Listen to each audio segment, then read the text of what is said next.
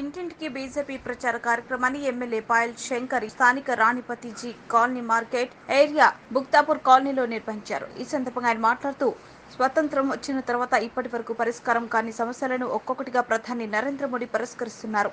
500 ఏళ్ల హిందువుల కలను సాకారం చేసి కాశ్మీర్ నుండి ఆర్టికల్ 370ని తొలగించిన ఘనత మన నరేంద్ర మోడీది అని అన్నారు. దేశంలో సుస్థిర పాలన కొనసాగాలంటే కేవలం నరేంద్ర మోడీతోనే సాధ్యమని ఆయన అన్నారు. ప్రతి హిందువు ఈ నెల 13వ తేదీన జరిగే ఎన్నికల్లో పాల్గొని తమ ఓటు హక్కును వినియోగించుకొని 100% పోలింగ్ నమోదు చేయాలని ఆయన పిలుపునిచ్చారు.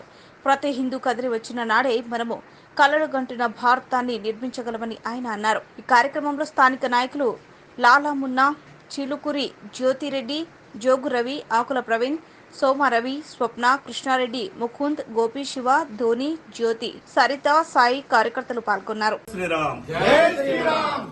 13వ తారీఖు నాడు జరిగేటటువంటి పార్లమెంట్ ఎన్నికల్లో ఆదిలాబాద్ పట్టణ ప్రజలందరికీ పేరు పేరున విజ్ఞప్తి చేస్తున్నా.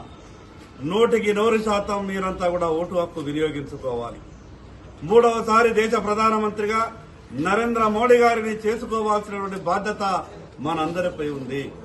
ఆదిలాబాద్ బీజేపీ పార్లమెంట్ అభ్యర్థి అయినటువంటి గోడం నగేష్ గారికి నిండు మనతో ఆదిలాబాద్ పట్టణ ప్రజలంతా కూడా ఆశీర్వదించవలసిందిగా మీ అందరినీ కోరుతా ఉన్నాను.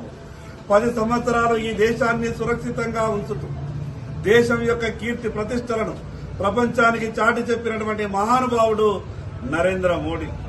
నరేంద్ర మోడీ ఆధ్వర్యంలోనే దేశం ప్రగతి బాటలో ప్రయాణం చేస్తుందని, నరేంద్ర మోడీ గారు భారతదేశం ప్రపంచానికే నాయకత్వం వహిస్తుందని ప్రపంచ దేశాలన్నీ కూడా కూడై కూస్తున్నాయి.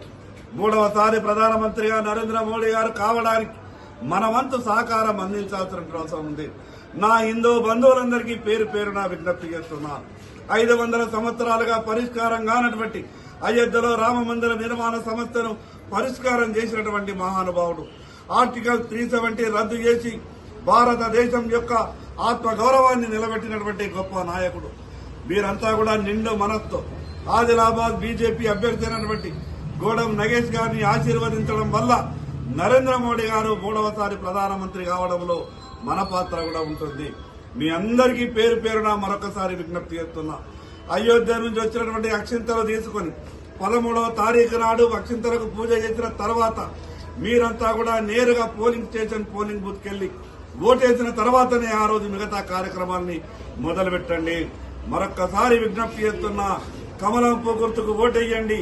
బీజేపీ అభ్యర్థి గోడం నగేష్ గారిని భారీ మెజార్టీతో గెలిపించవలసిందిగా పట్టణ ప్రజలందరికీ పేరు పేరున విజ్ఞప్తి చేస్తున్నా. జై శ్రీరామ్.